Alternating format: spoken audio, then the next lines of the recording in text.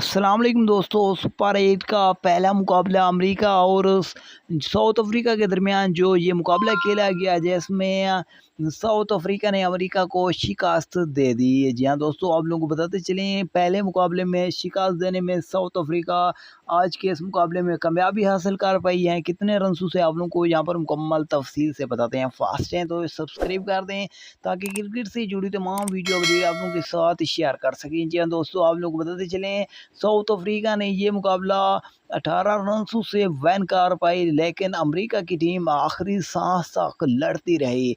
बड़ी कोशिश की लेकिन ये मुकाबला हासिल ना कर पाई। और आपको ये बताते चलें, साउथ अफ्रीका ने शिकस्त दे दी, इबरतनाक शिकस्त थी। जी हाँ दोस्तों, अभी तक हमारे चैनल को लाइक नहीं किया तो लाइक कर दें ताकि क्रिकेट से जुड़ी तमाम वीडियो अपडेट आप लोगों के साथ वक्त पर शेयर कर सकें। जी हाँ दोस्तों, आप लोगों को ये हमारी छोटी सी वीडियो अच्छी लगी हो तो अगली वीडियो के लिए दीजिए इजाज़त। अल्लाह अन्य के बाद।